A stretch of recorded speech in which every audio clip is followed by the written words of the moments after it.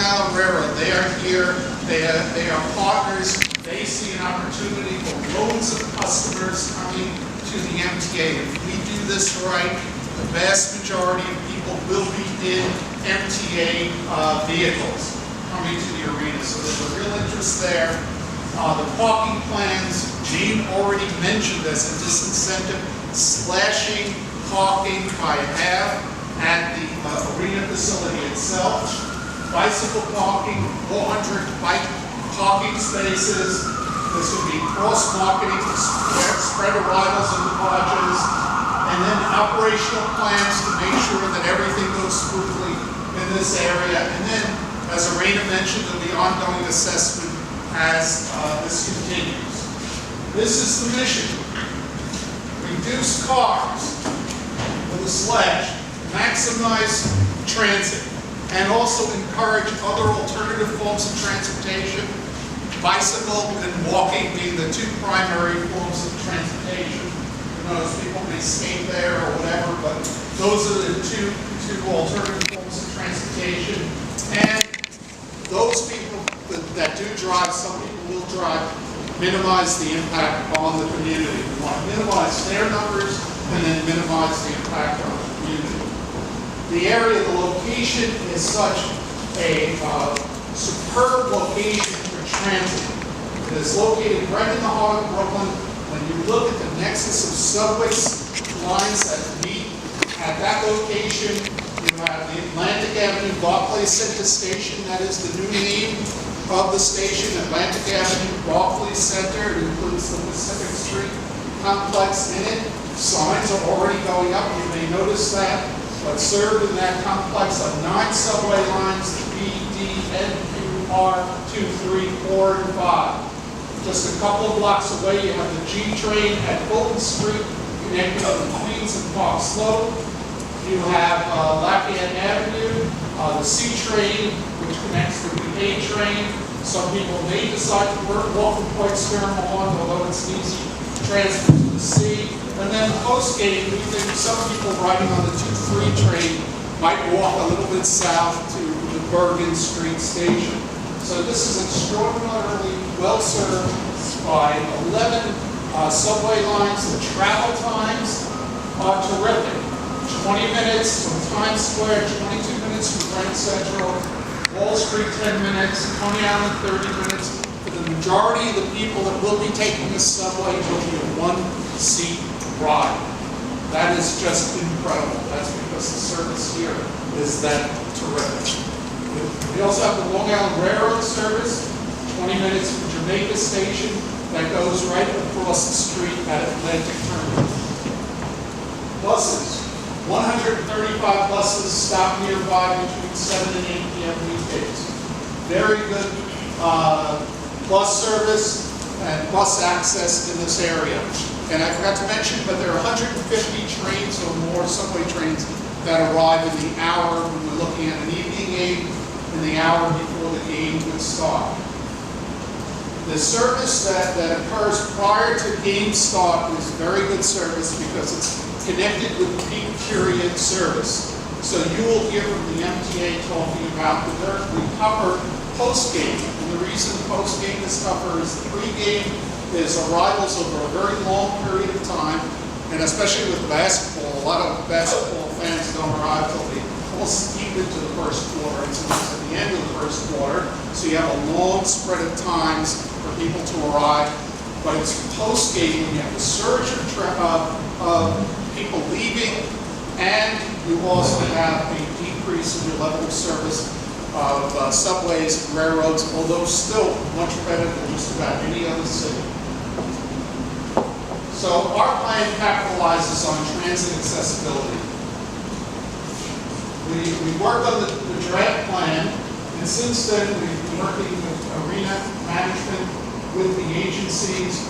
We have looked at the baseline travel patterns. Originally, we were going to look at some of the baseline by doing surveys last fall, and there was a NBA strike, so we couldn't go to the arena and do that. We looked at the FEIS projections. We did traffic surveys. We interviewed more than 2,000 people. 2,200 people were interviewed, of which all 2,200 that we interviewed said that they would be going to the arena for some type of event. 1,500 said they would also be going for a nets event. So we have a very good sample size for our surveys. We've conducted focus groups because you get through the banter and the interchange and the focus group, you learn a number of things, and you will see some of that here. We work with the MTA, and I have to say the MTA has been absolutely terrific in working with us, and they're here today. They're subway people, they're bus people, they're Long Island Railroad people, they're marketing people. They've worked on transit service plans, we've worked on marketing plans with the MTA. They are also, as mentioned before, reduced on-site parking to discourage driving. And the message throughout will be one of discouraging driving, more importantly, encouraging transit and alternative forms of transportation. Establish a coordinated parking system for those that do drive, and this will be described, and develop event day operations, because every day is a bit different than another day. Information is influence. Information can change travel patterns significantly, and that's what these pie charts show you. What the pie chart on the left shows you, when we first asked those 2,200 people how they would arrive at the arena with a little bit of information that they knew, Leverage and Atlantic. This is how they responded. 35% by subway, 7.5% by Long Island Railroad, about 3% by bus, almost 39% by automobile. When we did some education and we showed them maps and explained how the transit system would work to get there, we had a 9% drop, a 9% increase in subway, railroad, and bus. We went from 45% to 54%, 9% increase, and if you look at the increase just in transit usage, 9 over 45 is a 20% increase in transit usage. So after the education, subway went from 35% to almost 40%. And the Long Island Railroad went up dramatically by 33%, 7.5% to 10.5%, and buses went from 2.7 to 4.2. This alone is very encouraging. And what it leads us to do is a strategy with the MTA to educate the public. So there'll be Barclay efforts, there'll be MTA efforts, and there'll be joint efforts between Barclay and the MTA to make sure that fans and people that are attending events at the Barclay Center understand the terrific transit service that we have at this location. When we look at the NETS games, and that's what the FEIS looked at, NETS games, these were the goals that were set in the FEIS. 28.3% was the FEIS goal on a weekday, 32.0% on a Saturday. When we take a look at, this is the auto share, the FEIS auto goal, 28%. Based on giving out the information to NETS fans, remember we had 1,500 people that we interviewed that said they would go to NETS games, we're at 26.8%, or within the 28%. And for Saturdays, we're at 33%, or a little bit more than 32%. Doesn't mean at this point we say, we did it, let's go home. We're going to impose all of the actions that we recommended in the TDM plan that I'm about to show you. First of all, as I said, the education is key. You will see these tags everywhere you go. Every time you look at a Barclays Center advertisement, whenever you look at something that is put out in the nets, when it's being talked about, you've got 11 trains, one destination, 2, 3, 4, 5, ED, and QR will appear colorfully on every single piece of material that's put out. These are from the actual ones that have been put out, and you may have already seen them. So if you get an email, it'll contain that. If If you see a poster, it will have it. It's a billboard, it will include it.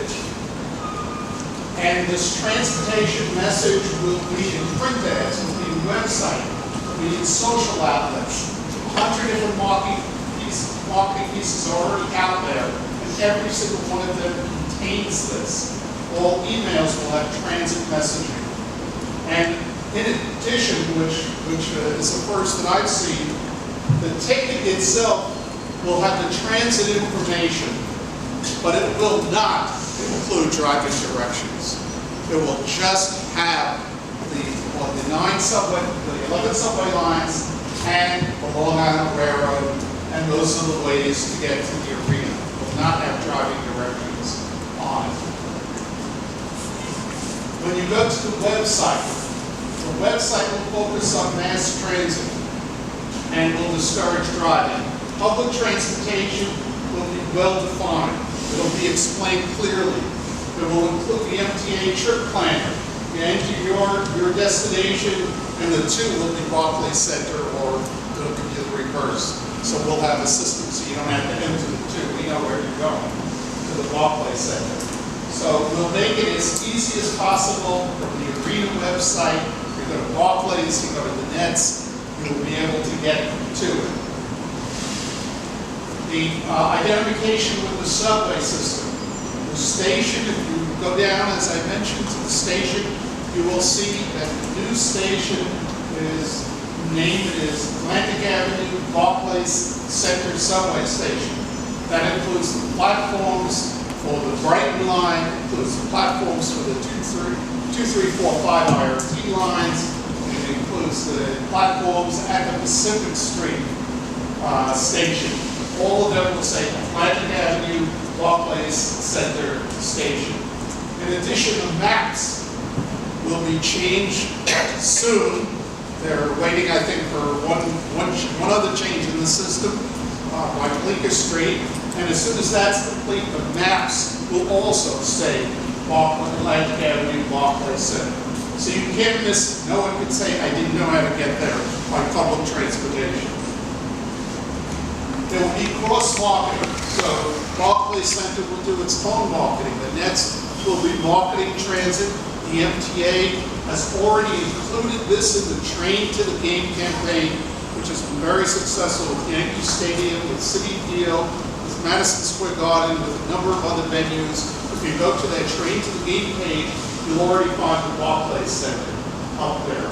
And they're going to work on a whole cross-marketing plan with the MTA and coordinating those customer service needs and information for all events.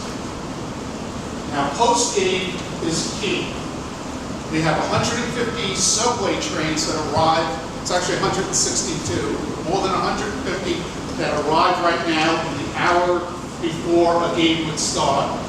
We have 5 Long Island Railroad trains that arrive in the hour before the start, 135 buses that arrive in the hour before the start.